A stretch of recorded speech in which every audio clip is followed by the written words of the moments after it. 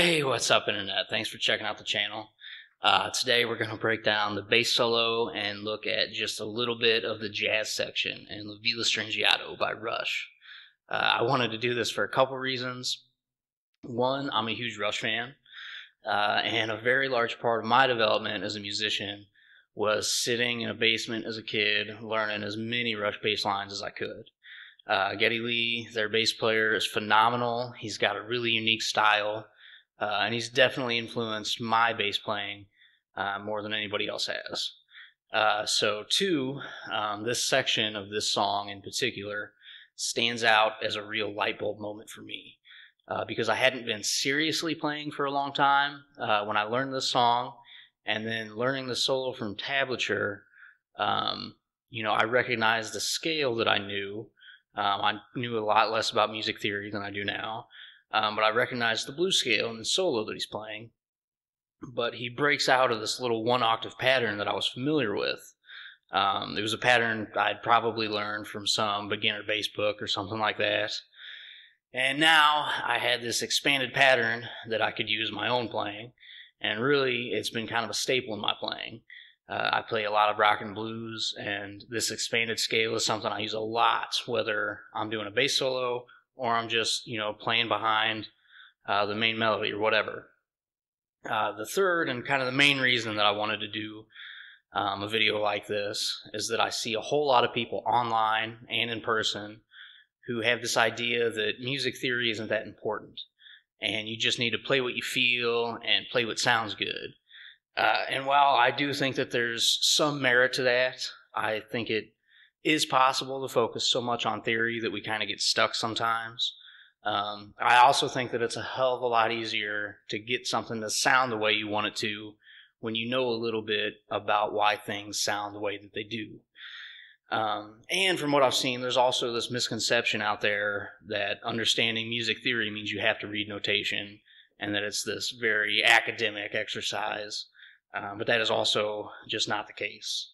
And that's why this is going to be the first in a series of videos that I'm going to call the Theory and Practice series or something like that, where I break down a song or part of a song and we analyze some of the theory going on, and I give you my take on what I think might have been going through the songwriter's head at the time. So let's break down this bass solo. We're looking at La Villa Strangiato. It's off of Rush's Hemispheres album, which I think was their 6th studio album. So they were definitely still in this prog rock concept album phase. And the last song that they put on the album is this 9.5-minute instrumental piece with a bunch of different sections. From all the interviews I've read, they were really trying to push themselves musically.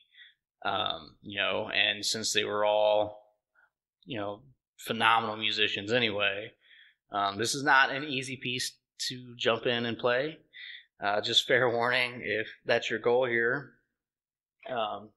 Most, if not the entire song, it's in the key of C, and they do a lot of switching between C major and A minor. But they do move outside of the scale some, and there are also a lot of chromatic runs that they do here. The bass solo that we're looking at, it happens just over like 6 minutes in, I think. I think it's at like 6 minutes and 9 seconds.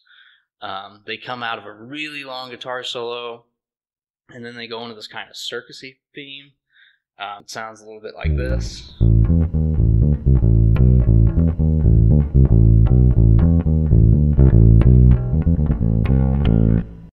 And then everything kind of drops out except for the bass and hi-hats.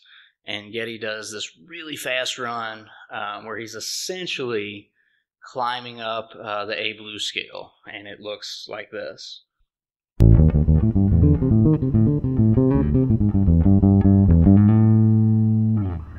So we'll slow that down a little bit. He is essentially running up the A blues scale here. He does step outside of the scale twice. I'll highlight that on the screen as we go, but I just wanted to point that out. But essentially, though, like that is the scale that he's using, and he's just playing it super fast. So we're going to slow it down a little bit, and it looks like this, slowed down.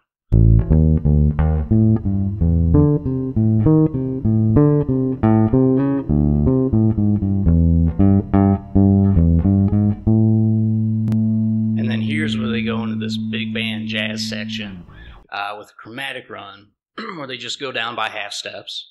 It looks like this. Go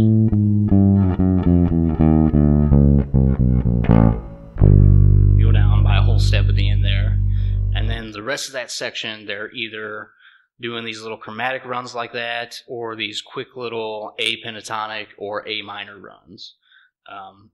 So I'll take it from the bass solo there, and I'll just play the whole thing through.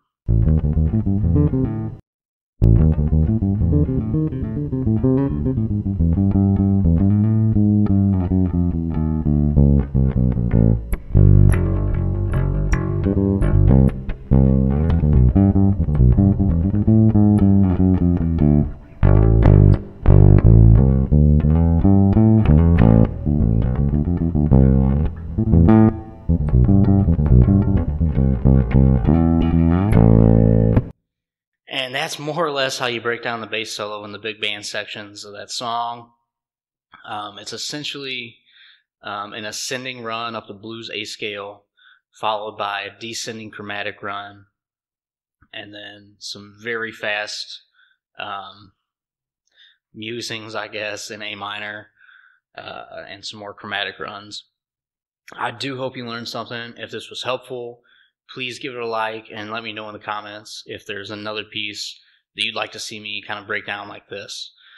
And I am still trying to get this channel off the ground, so if you would take just a second to subscribe, it really would help me out a lot. Thank you guys for hanging out with me, and I'll be back in your feeds as soon as I can get another video up. Peace.